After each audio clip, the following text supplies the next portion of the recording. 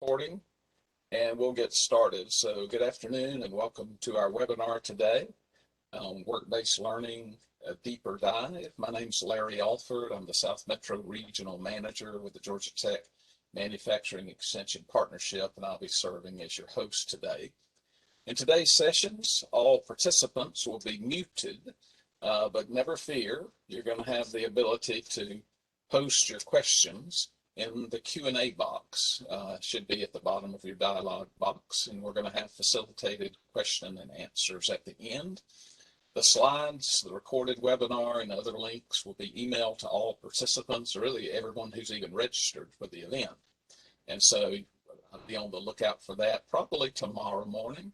We'll have that in your inbox, and hopefully that'll encourage you to reach out, make some connections, and explore the kinds of work-based learning that you can offer as well.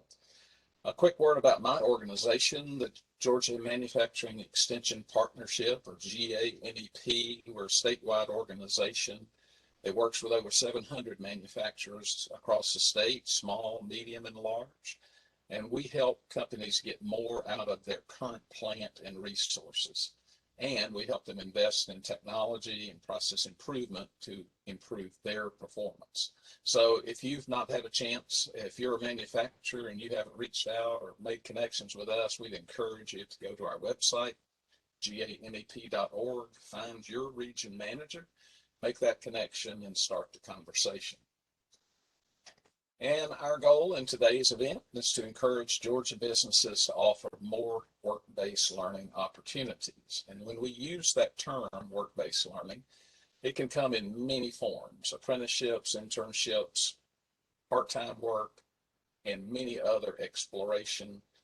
What we really want to do is connect our youth and students that are in high school to the future of work, help them get connected in a way that helps them learn about the kind of careers that they might be excited about and they might wish to prepare for. And today, we've got three really interesting case studies of work-based learning programs that are active and successful across the state. And you'll see the logos of the organizations, the hosts, and the supporting organizations that are involved. We're going to take about 15 minutes with each of the studies, again with a host, the company who is hosting the students, and the programs that are supporting them and the educational partners. And first, we will have Joseph Goebel from Advanced Digital Cable and Lori Heeman, the state coordinator of the Great Promise Partnership Program, now part of the Georgia Department of Education. And Lori, I'll turn it over to you. All righty, everybody can hear? Welcome and thanks for participating today. I was just going to give a little overview of what Great Promise Partnership is and then turn it over to Joseph once he's having a little trouble logging on, but hopefully he can take over and talk about how they do GPP at Advanced Digital Cable.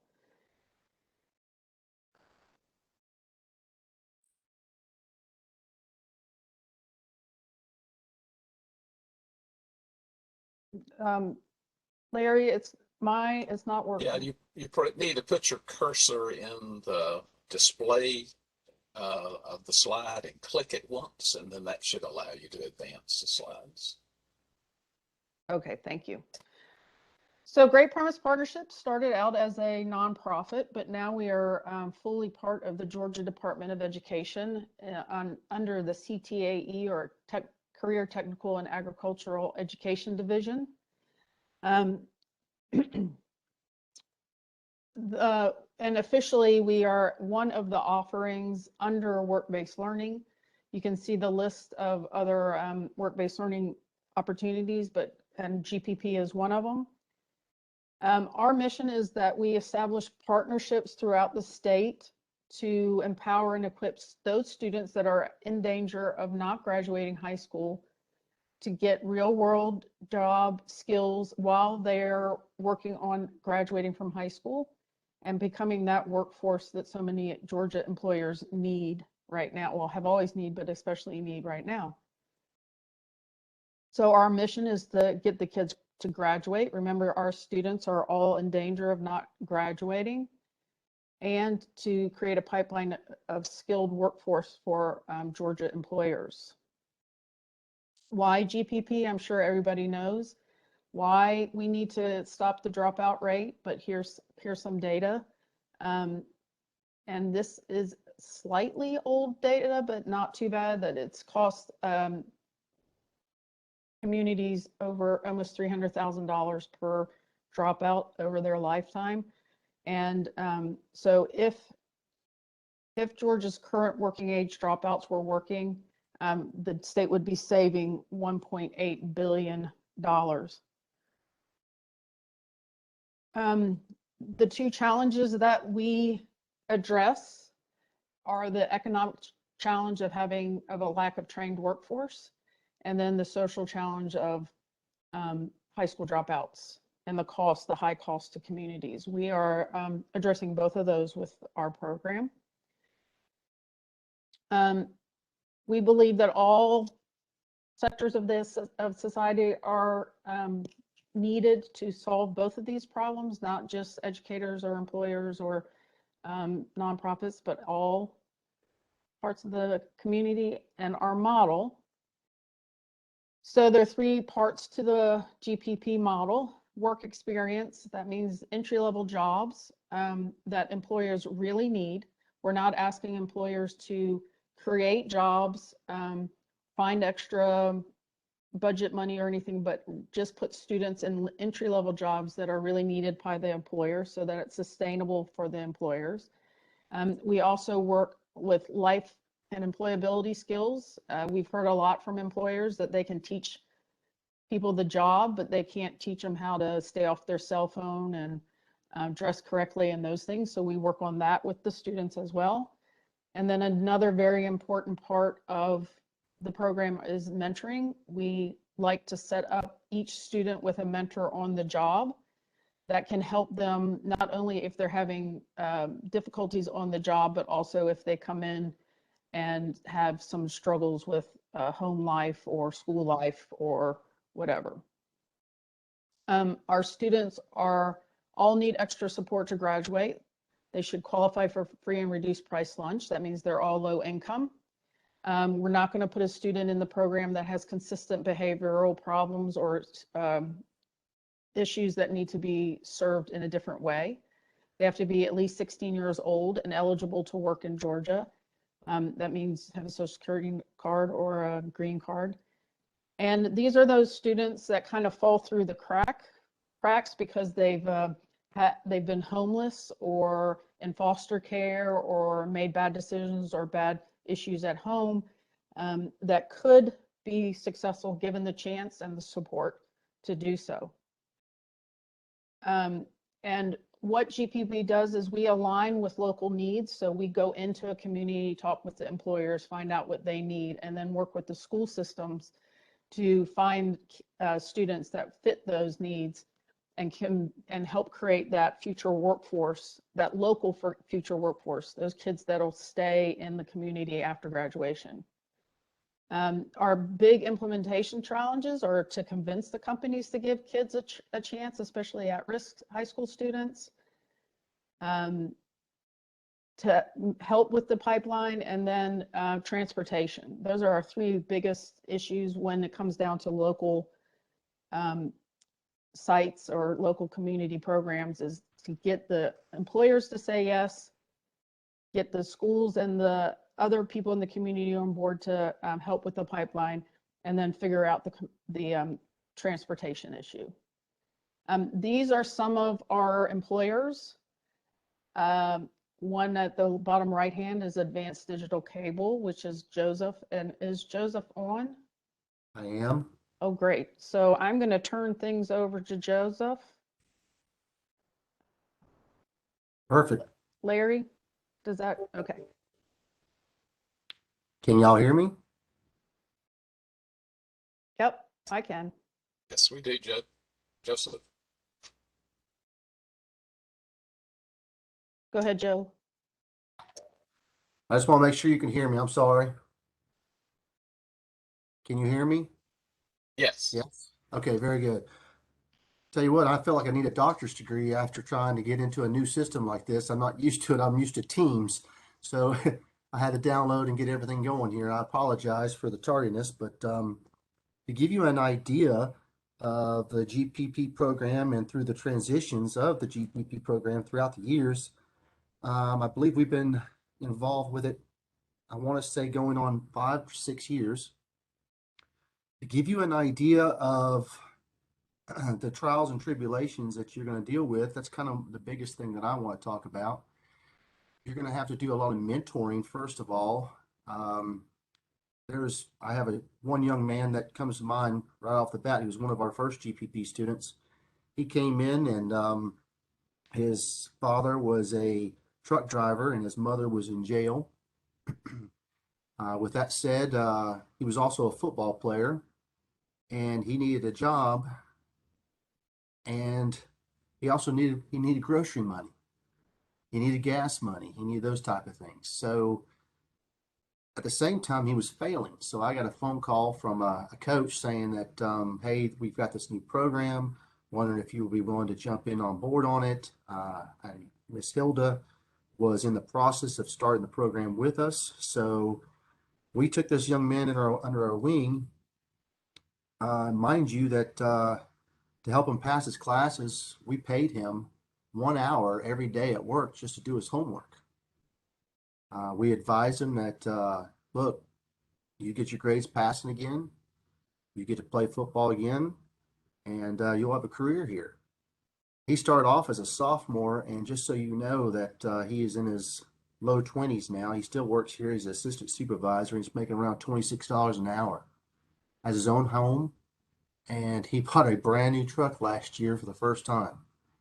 So this is the stories that you want to hear about. These are the kids that are young adults, because he was a young adult. These are the young adults that you want to hear about. These are the stories you want to hear, because what happens is a flip side. There's those students that you are trying to put a lot of effort and time in, and speaking with them for 15 to 20 minutes each day to see how things are going on in their lives. However, they just feel that the world is against them, and they don't want to work, and you spend all this time and effort into them and making sure that they understand the soft skills and how you present yourself, how you discuss things, when to show up to work, how you show up to work, what you can do with them to help them in their personal things that are going on. You have to be very careful with that on a human resource side. Um, you know, young students, they'll tell you more information that you want to know. On the flip side of that, it also gives you the ability to help when needed. When you come across those students that you can't, you just have to remember about the ones that you could. Um, I want to say right now we have 7 students in total, 3 of which I believe are GPP, and throughout the years we've had at least a minimum of 1 each year. And out of all the students, I think there's been maybe 1 that we were not able to really help. He ended up quitting school and went to work in the oil fields in up north. Come to find out, I found out recently that he ended up going back and getting his GED, and now he's an oil rigger making buku money as a father, and he's got 2 kids. So just because he wasn't successful through the GPP program through the high school doesn't mean that the mentorship and the love and the caring and the talking that you had with him throughout that time didn't plant a seed. I know many times, I live in the country in Blairsville, Georgia. Uh, I always think of farmers, they're planting seeds to see that crop grow. Sometimes you're not going to be able to see that crop grow, but it's still going to grow if you plant that seed and put water to it. I promise you that. And throughout the years that I've been here, I really thought we failed with this one individual, but within the last year, I found out different. And I'm so thankful to be able to sit back and go, a program like the GPP gave an opportunity for us to plant a seed in someone's life, and we watered it the best we knew to do, how to do, and what to do. And now he is successful, although it took several years to get through that. But the other 8 or 9 that we've had throughout the years, if you could see that the growth in them internally, mentally, physically, the growth is amazing, especially when it comes to their grades. I mean, I don't know about you guys, or I didn't give a rip about graduating high school, but my father rode my butt all the time to where I had to. And these kids don't have that. They don't. Some of these kids don't have that father, that mother, or that grandmother, or that grandparent, or that step parent that pushes them. And we become that liaison, that middleman to express to them the real world and how it really works. And they're going to listen to you a lot more. They're going to listen to a teacher or a parent because you're a stranger. You're someone that's just straight up don't know them. And then all of a sudden that you're investing your own personal time into them, they begin to respect that and appreciate that. And I got to tell you, it has been a blessing for me to be able to be a part of it. If I ever had to encourage any company to take on a project, GPP students are definitely the project, young men and women, and you can really truly make a blessing in someone's life, and more importantly, it'll be a blessing to you individually to see the end result.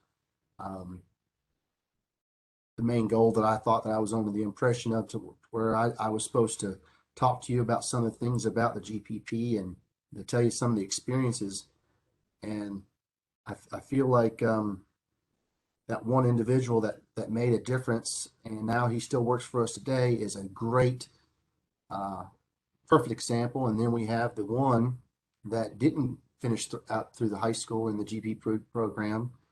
However, he also in turn turned out to be good in the long run. So I guess my encouragement would be, mentorship is important. If I had to give anyone advice, you must spend that 15 to 20 minutes a day. You must. If you're getting into the GPP program and say, well, I can get me some labor out of this, and maybe I can feel good about myself by trying to help someone, that's the wrong thought process. It's not about the money. It's not about the work at this point. It's about the investing into an individual's life to potentially make a difference. And if you look at it that way, then 99.9% of the time that crop is going to come through and it's going to look beautiful. I think that's all I really needed to say. Y'all have questions?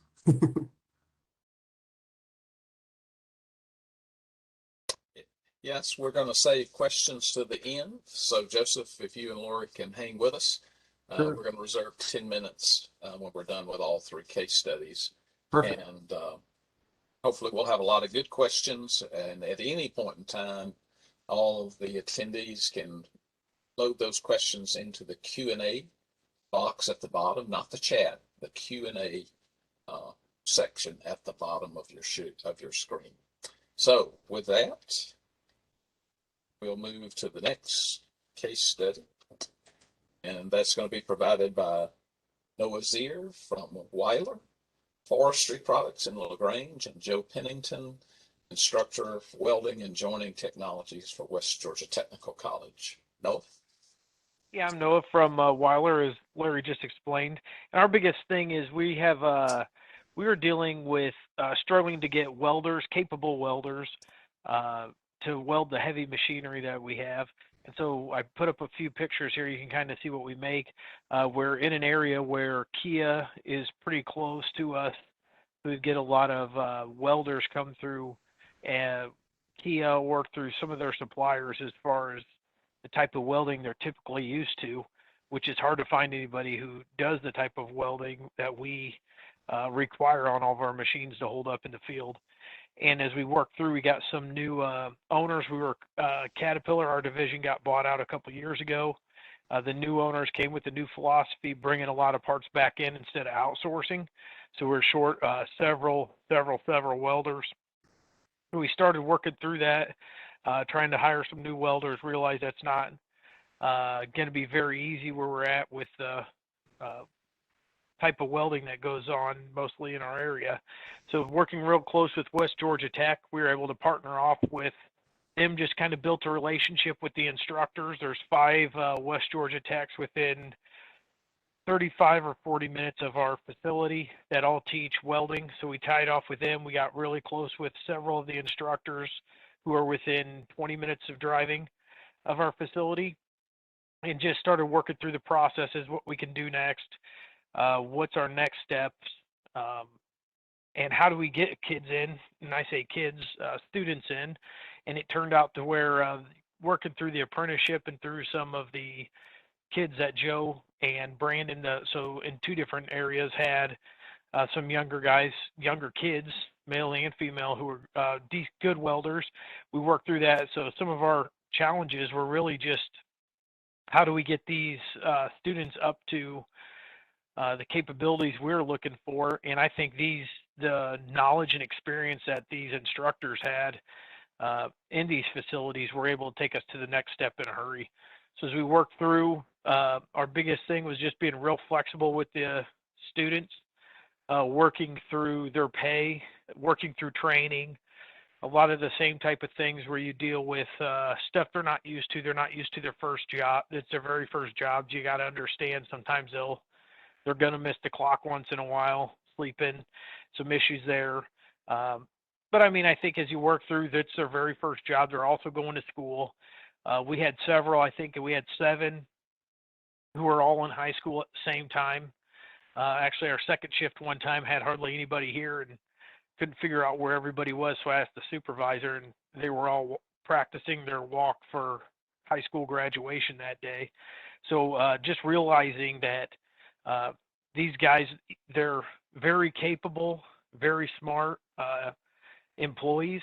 It's one of these things where if you can get in with the instructors and the instructors are teaching the right things, working through the soft skills, letting the kids understand it's not for the instructors' own well-being, it's for helping these students get ready for the real world. That's been the biggest thing out there. And listening to people who are around out in the community, I always hear horror stories about high school kids or young kids, this type of thing. The type of kids we're getting out of these schools are fantastic. I mean, they're good kids. They want to try hard. I mean, they're kids.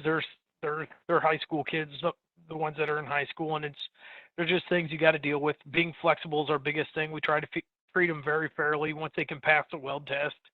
And they weld. If we take a vacation day, if they're only working 20 hours a week based on that's how many hours they can work during school, and we have a holiday come up, if we were going to pay everybody in the facility 8 hours for taking that day off, we'll pay them 40 hours. So we 4 hours. So we prorate it. So we're trying to be very fair. We treat them just like adults. I mean, there's some, just like every other employee, there's some things we understand with them being, like I said, first time, but I think being very flexible, the biggest lesson learned and advice I would give if anybody does this type of internship, the biggest things you can do is don't start with a full day's work. A lot of these students aren't ready to just come out, and we work 4 10-hour days. They're not used to coming out and working 10 hours straight on their feet and that type of thing. It's working into it slowly, 4 hours a day, then 6, then 8, then 10. Being flexible if they got to work in the mornings or the afternoons, working on second shift, whatever we had to do. But also, I think the biggest thing is building the relationship with the instructors and tying off with the instructors, making sure everybody's going after the same thing, and then just trusting them. Making sure that the instructor is going to pump the good kids or push the good kids and help you take them and build them up. And then also taking the kids who are having issues with the soft skills, staying off their phones and that type of stuff, just being 100% honest with them and working on getting that corrected. I think the biggest thing is just trusting your instructors and working through them weekly really is how weekly or monthly you try to get into a classroom. So, and maybe I missed anything there, Joe. No, so far so good. Actually, hello everyone. I'm Joe Pennington. I'm the welding instructor here for West Georgia Technical College at the CEC. Based on what Noah was saying, one of our biggest goals of the program is to fulfill industry's needs. I realized a long time ago that our greatest asset would be the relationship that we have with industry. I think that focusing strictly on that creates a better product that we are able to put out, and also ultimately allows more opportunities. Um, Noah had said, we had 7 high school students. Several of those last spring semester, as a matter of fact, had actually, they were seniors and had not graduated yet. And Noah offered them the opportunity. They came to work out there. They were making, 20 to $25 an hour. These guys had trained for this. It was perfect. They were making anywhere between $700 a week before they even graduated high school. But what we try to do here, and I actually have a slideshow I'm going to play in just a minute. I'll set that up. But basically, one of the biggest things that we try to do is I try to incorporate industry in absolutely everything we do. Everything that we teach is basically an overview of, it's kind of the general meat and potatoes between, OSHA, the AWS, ANSI, ASME, basically all the welding codes. But as well as, every industry, every company is going to be different. And one of the things that we do here in the lab at the CEC is every company is going to have a different welding test. Every company is going to have a different procedure on what they do. And one of the things that we've tried to do to get closer to industry is actually allow industry to sponsor a booth here. What that entails is industry can actually come in. They can have their welding test, their welding procedure in that booth. We have a banner over that booth with their company logo, so on and so forth. And it really helps the young students out, especially when they come in, they're kind of intimidated by all this welding stuff. Everything's extremely professional, and, they can look at a company that can say, oh, Weiler Industries or Yamaha. I have an aunt or an uncle that works there. I'm familiar with that place. I've always been interested in that place. And as the student progresses through the program, that student can choose to go to that booth and take that welding test. And in cases with some industries that we have, I mean, by the time a student finishes a 2-year program, they might have taken that welding test 50, 60 times. And, they're ready to go right off the bat coming in.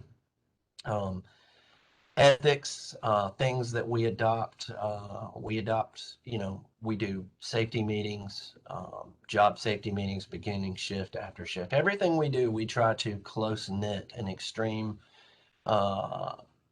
situation of work simulation. Try to do everything I can to make sure there's no surprises. That's kind of the biggest thing to go by, is that there are no surprises when the student comes out. We want to focus on trying to make the transition as smooth as possible for the student and for the industry. And so far, that's worked really well. Joseph, actually, from before, one of our first speakers actually made a good point, several good points, is one of the things that we have to do that's really important on the school side is we have to create an environment. We have to create something for the students to be a part of. You'll see in the slideshow, and you'll see in different places, there's a logo that you'll see that says motivated by the fear of being average. We're pretty big on that here in Cowley County and at the CEC, motivated by the fear of being average. The students, they have the t-shirts, they love it. And what that basically means is, we don't want to just be average. We don't want to just do the bare minimum of what it takes to get by. We want to be above average. When an industry individual calls me, I want them to say, okay, I want to say, well, how were they? I don't want them to say, oh, they were okay. We'll let you know. I want industry to call and say, holy cow, that guy's incredible. He's showing up our older guys. And that's kind of what we shoot for. And, we've been pretty successful at having that happen a lot. So Um, anything that we can do to get closer to industry. Like I said, it's not just all about welding here. It's about ethics, soft skills, being on time. Everything that we can add in, anytime that I can add in something that has to do with forcing that student to be accountable for something, whether it be a little bit of responsibility or what they're doing, so on and so forth, and making a constant example of that is very important. And I believe that the quality of student that we have coming out is very high. And once you have that, industry is willing to work with you 100%. Right now, I've got about a 98% placement rate. I've got, we work really well with NOAA. We have several partnerships. Alta Refrigeration. We actually just did a field trip with Alta Refrigeration where I took dual enrollment over there. It's very interesting because about 98% of the welding department at Alta Refrigeration are former students from West Georgia Tech. So it's kind of interesting taking the new students there because, the new students are going to see the old students in action. And a lot of them, they know each other and so on and so forth. So it actually works really well. We constantly are getting calls from industry, wanting, day I get a call from another group. We only have so many students, so I guess that's a really good thing. I'll actually play this video right quick. We had some, it has some sound, but we don't have the sound working. So I'll just kind of, as we go through, just kind of point out some things. It'll actually go through pretty quick. But basically, this is a video that I put together a few years back of basically what we do here at the CEC, and as far as the welding program goes.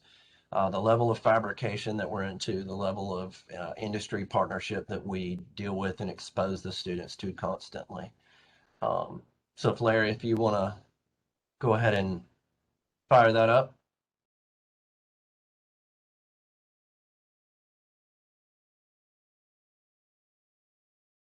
Larry? Okay. Yeah, so you didn't see that show? Oh, I'm not seeing it. Oh, okay. Let's try this again then. Okay. Now it's...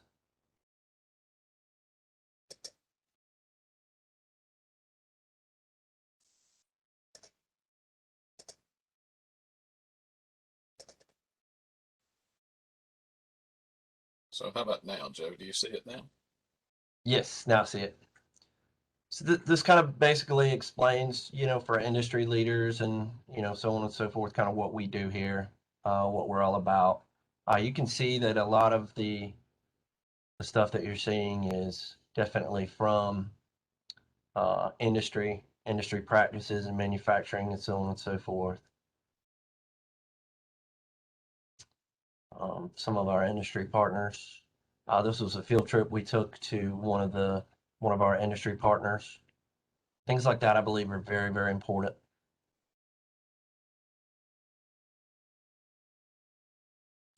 This is actually this booth right here is one of the sponsored booths I was discussing with you. And students can actually go through here and actually certify with Yamaha.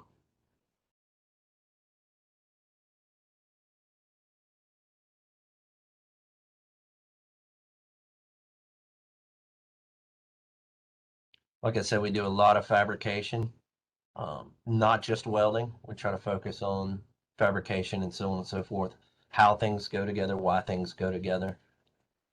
There's the motivated by the fear of being average.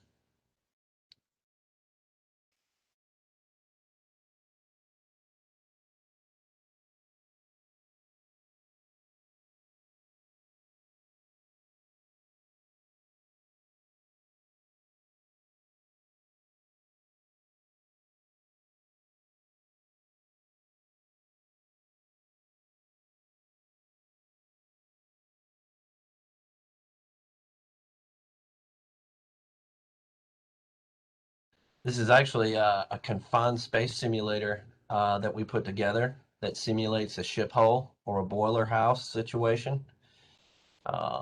Students actually have to go in there and fill out a confined space permit.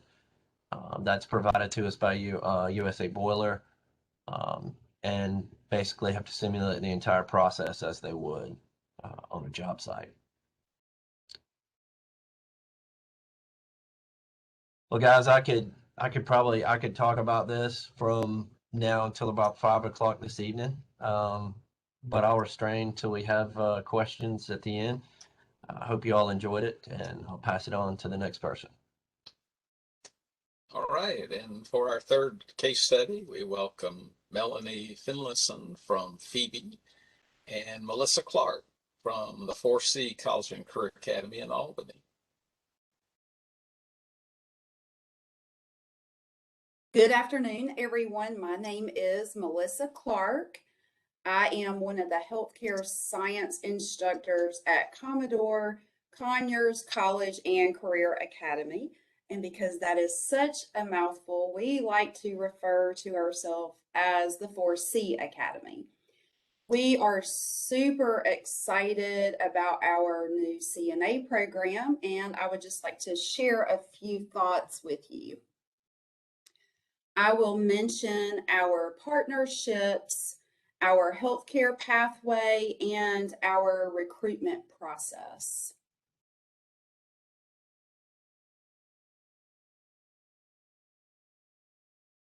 My name is Melanie Finlayson. I'm the Academic Workforce Development Manager for Phoebe Putney Health System.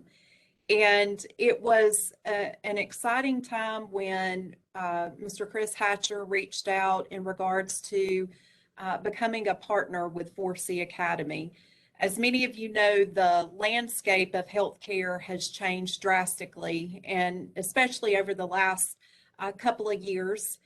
And so trying to find different ways in order to reach out and attract individuals into the world of healthcare has been something that has been challenging for us. So having a partner like 4C Academy, who asked us to be have a seat at their table to discuss what it would look like to have Phoebe Putney Health System as a partner and integrate into what they're doing there. And so we were excited that they listened to what our workforce needs were, and they helped develop some of the interaction and what their target was based on those workforce needs, which of course is one of many, is the CNA pipeline for us, and how that looks for an individual to step into the world of healthcare for a pathway.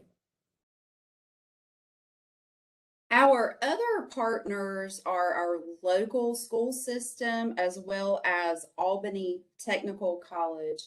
But I can't stress enough the importance of having a really strong hospital partner. Phoebe supports us and our students in so many different ways. We spend a lot of time talking and planning, and they open up their state-of-the-art simulation lab to our students. And you can see the picture here. The students love this. Super hands-on, always, one of their favorite things to do at Phoebe. Phoebe also sends guest speakers from various health specialties to talk to the students about real-world experience. So you might ask, why would somebody want to be a certified nursing assistant? The answer is, it is in demand. As Melanie said, nationwide, we're looking at a nursing shortage, and our hope is to create a pipeline of future nursing students. CNA is also foundational. It's education that our students can build on. It's very attainable. If the students follow our plan, they can be certified nursing assistants at the end of their 11th grade year. It is also very cost effective. Our students have very little out-of-pocket cost, and Melanie is going to speak to how Phoebe helps us with that funding. So, of course, the partnership with Albany Technical College, the CNA program now being one of those programs that was severely affected during this COVID pandemic. There is a grant funding for that. So we're very thankful for local partnership with our academic community as far as post-secondary. But we also have leadership here at the hospital, our CEO specifically, who has a passion for education. And not only education for our staff here in the hospital, but for education within the community. We built a $5 million project for Simulation Center, and that center is not only for grabs as far as our staff being able to come in and sharpen their skills, but we open that up to the community, as Melissa stated earlier, so that students can come in, practice skills, simulate what it looks like to be on some of these inpatient floors, and to feel comfortable about what they're doing prior to going into the actual patient care setting. So part of that funding is money that we gave to the foundation for student stipends. So once they do become CNA certified and they start in our inpatient setting, then they will receive a stipend while they're here working in that capacity.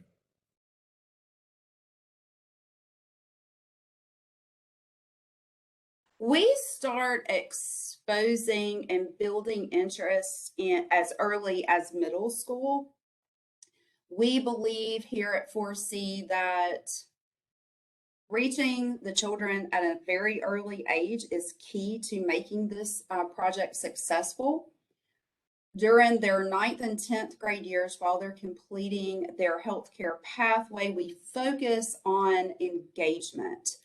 Building those relationships with the students really has an impact on their success. In the 11th grade, while they're taking their CNA college courses, we are preparing them for the workforce.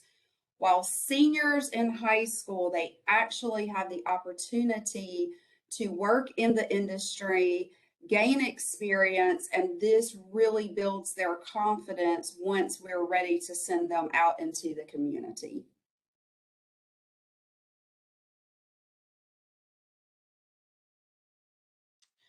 So our students complete their pathways in the 9th and the 10th grade.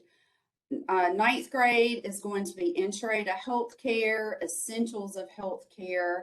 Then they will complete their Patient Care Fundamentals course in their 10th grade year. In the 11th grade, they will complete Medical Terminology and the NAST 2100, which is a Nurse Aid Accelerated course. They will do their clinicals and complete their certification exam. My coworker, Chirkina Moore, and myself are faculty members at Albany Technical College, so we actually teach these courses right in our 4C Academy classrooms. Their senior year, they have the opportunity to complete the paid internship at Phoebe Putney. And we are looking for these individuals, once they've been successful during their senior year. Of course, we are looking for that pipeline opportunity for students to come in and hopefully fall in love with the inpatient setting that so desperately we need that valuable talent who are taking care of your parents, my parents, us as individuals as we're aging, and of course our loved ones. We need those individuals who are very skilled to come in and do that. So we're looking to hire these students once they graduate, obviously, in a part-time or full-time capacity. We are wanting to also help fund their education. So we're looking to to, whether that's going into an LPN program right out of the gate or starting an RN program, we want to come alongside them and help fund their educational journey as they are employed with us. At 4C Academy, we not only teach our students the professional technical skills that they will need to be successful in the healthcare field, but we really focus on soft skills. While the students are in their professional pathways, they are also taking classes, and we call it life skills. These classes focus on work ethics, college and career readiness, communication, and even financial literacy. So we really try to help them with those soft skills because we hear from our community partners that sometimes the soft skills is what keeps our students from being successful. So we try to address that issue very early on. And then when they're doing their CNA coursework, their college work, we can focus in on polishing the rough edges, work on that empathy, and help our students to develop a great bedside manner. As we all know, when you go into a facility, you're not at your best. And so the soft skills are the difference in, do I want to use this provider or another? So I've heard many today discuss those soft skills, and we know that is a challenge for industries, no matter what our industry is. So learning these skills are invaluable as students will, of course, be interacting with patients, families, and other staff.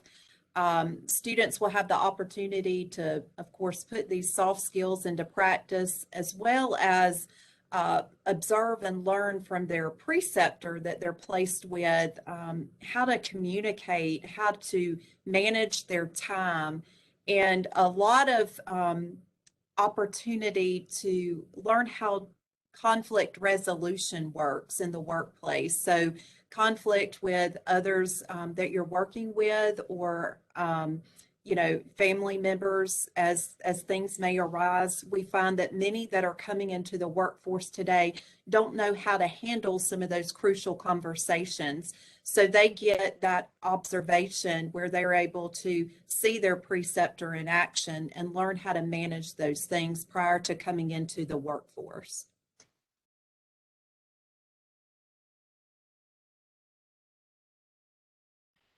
As I stated, we believe that it is very important to start the recruitment process at a very early age. We do start that with our middle school students. We then bring our ninth graders in to do a pathway exploration. They get to go through our school, look at the labs, get to know the instructors, even do some hands-on activities, interact with our current students, and then decide, is this the pathway that is a good fit for me? And we always hope that they choose healthcare. And once they complete our pathway, we can recommend them for the CNA program. And upon completing that program, they are eligible for the paid internship, which is, what all of the students are super excited about right now. And if we have slots available, we would even open space to some of our local high schools. If they have students who have completed a health science pathway and they are recommended by their instructor, we would also accept them into this program. Again, just a really brief overview of our CNA program. We're so excited about this opportunity for our students at 4C Academy. And if anybody has any, questions, they can reach out and we will be happy to accommodate. And Melissa and I have discussed extensively just there's got to be a lot of freedom and flexibility as we work to really massage this partnership. We know there's going to be a lot of challenges that come along with placing students in an inpatient setting, things that they're going to hear, see, be exposed to that may be uncomfortable just because they've never been exposed to those things before. But we believe that a great partnership is open communication, feedback from us in regards to their student population. And then we always love to have feedback from the students as to what they're experiencing while they're in our facility. So we're excited about this. Really getting parents on board and helping them understand that CNA is not a career. For most individuals, it's a pathway and a way to get their foot in the door and to learn healthcare to be able to progress on to future career. And so this is just an opportunity for their student. And then we love having the students in our facility and really pumping them up to get them excited about what's to come so that they work hard, they dig in, and they do all the hard things to be able to reap the rewards of being able to participate in this partnership.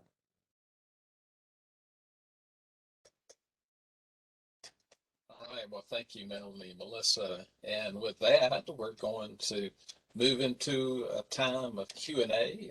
Some people have already submitted some questions that we'll pose to the panelists, but please feel free to add some more as we work through them. And Joseph, I know you've already answered Kathy's question directly to her, but I'm going to pose it to you for the group.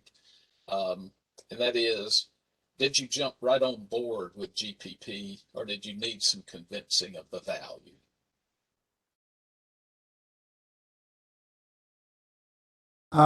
Actually, yeah, I did jump right on board. It was a kind of a, hey, let's try it out scenario, to be quite honest with you. We trying to get everything going here, sorry. So, we had some trials and tribulations to learn through. I think someone mentioned it earlier, and I apologize for not remembering their name, but you want to make sure that you don't overcommit yourself, because you're dealing with young adults. And in the beginning, we did one, which was great, and then we tried to do 2 or 3, and it just took up too much of my time. I found out very quickly, like, whoa, I'm going to have some help. But I found that for me, 2 is the max at a time. However, now that we've got several of those students that are now older now and that are in supervisor, assistant manager type of positions in our company, they help a good bit within the mentoring process as well. So the biggest issue that I had was managing my time, which I think all of us probably have that at some point in time in our life. When you're married and you have 3 sons and you're trying to run a company as well, it's there's never enough time in the day. So to answer the question, really it was 2 was the max for me to be able to manage properly. The other positive side of it was if I did 1, I was able to give a lot more attention to. 2, if 1 was doing bad and 1 was doing good, it made me still feel good. So if that makes sense. It does. So thank you for that. And Noah, we've got one for you. Are the students that you hire 18 plus, 16 plus? And if they're under 18, have you had any kickback from your insurance company? So we're hiring employees who are over 16. So several of these were not 18 at the time. We did at first have some questions about the insurance company as they came through.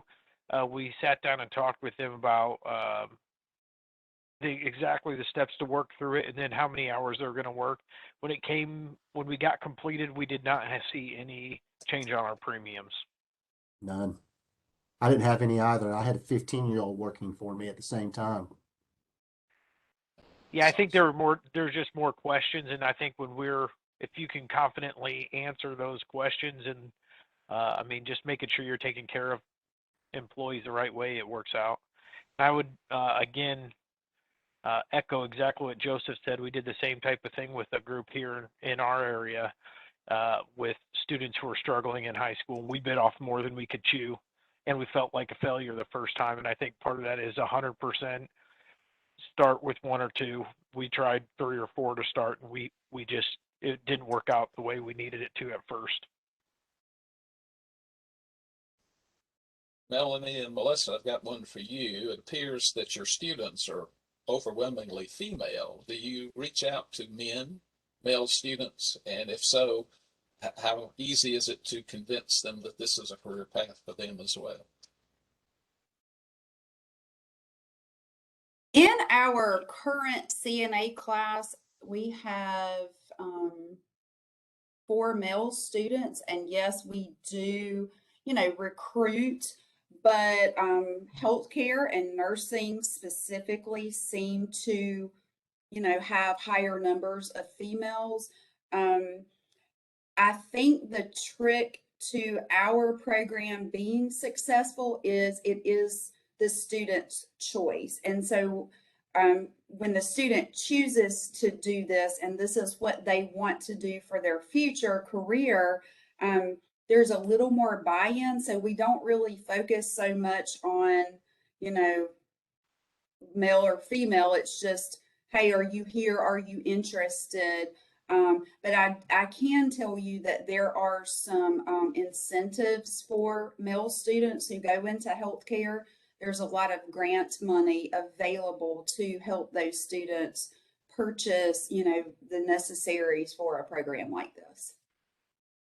And maybe I'll take that same question, Joe, and give it to you. Do you have any female welding students?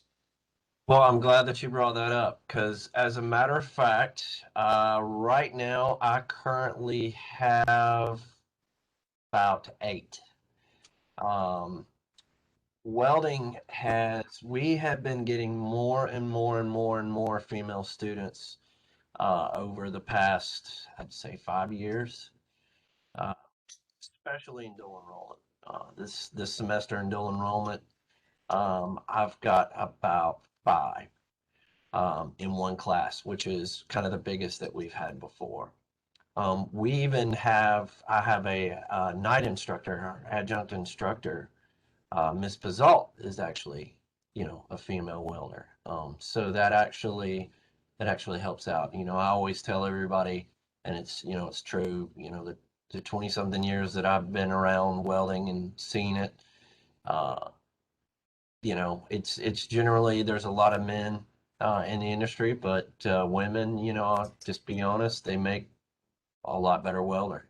A lot of time, I guess it's that attention to detail, so on and so forth. I've got probably about 4 out of those 5 right now in my dual enrollment class this semester that are just definitely rising stars. Yep. Awesome. All right, and I know we're right at the 2 o'clock hour, so we'll wrap it up with this question, but I think it's one that everyone can add their thoughts on. How do you involve parents in recruitment and their activities as the programs continue?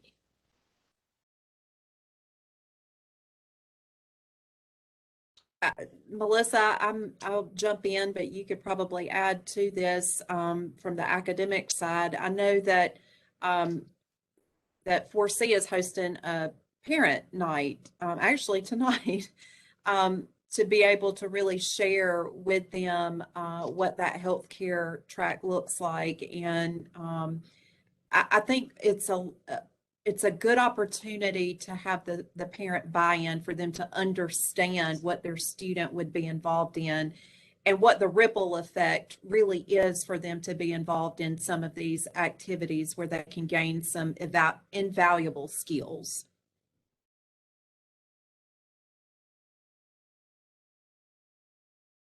Yeah, and I would say here on our side, we've hosted a night before through a different community college about students being able to bring their kids. I think part of it is when the word manufacturing gets brought up, a lot of times people think of the old, dirty manufacturing places that are super dangerous, which I mean, we work with big machinery, but it's air conditioned.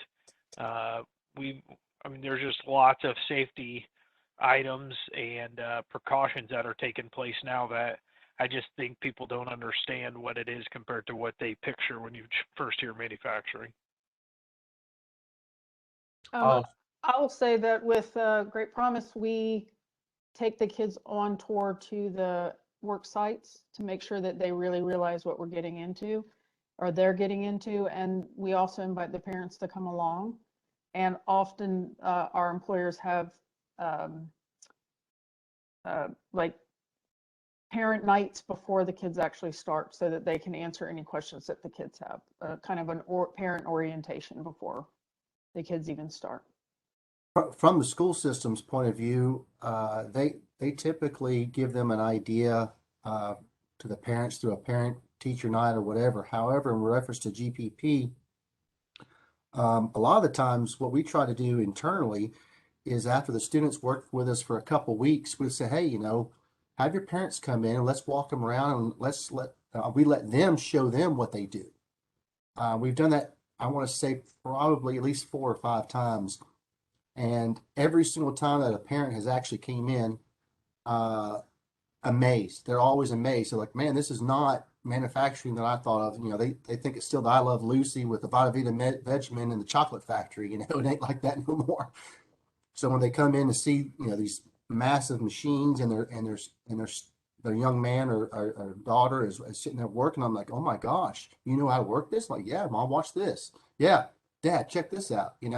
It's pretty cool to see the pride that they take when they can have their parents come in. We openly allow it because the more parents and the more young adults or young youth come in, it gives us the word of mouth for others to come in the future. I'll say as far as the CEC and West Georgia Tech goes, during the school year we have multiple events where parents actually can come in. We have one of the biggest ones we have is at the very beginning of the semester we have an orientation, and we basically gives us the chance as instructors to bring the parents in with the student and kind of go over everything we do. The second one being at the end of the school year in the spring, we have a CEC dual enrollment graduation. That's a really big event where we pick several students that are speakers, and that gives them a chance to kind of speak on their experience and what we've done as well. We also try to do several, West Georgia Tech tries to do several video testimonies as well. That way, we can be as mobile as possible. And just in general, anyone can request a tour at any time and can come in and see our lab and our facility as well. Fantastic. Well, thank you all for your participation today, for your presentation, and for the work that you're doing to showcase what is possible with our students in work-based learning assignments. And we hope that today's event has encouraged more and more people to consider doing that. And after the event, we're going to give you some information that'll make that a little bit easier. We actually will not have a survey at the close of the session, but you'll be getting an email tomorrow with links to the recorded webinar, and especially with spreadsheets.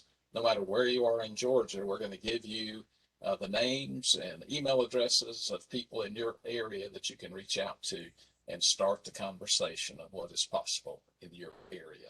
So at the beginning of 2022, we're going to have another webinar that everyone will be invited to, and it's going to focus on the issue we kind of touched on earlier today, but we're going to talk about how to make sure that young workers are properly insured while they're on your employer's site. That's one of the biggest obstacles I always hear people bring up when this subject's broached, and we're going to make it easy for people to understand how easy it can be handled.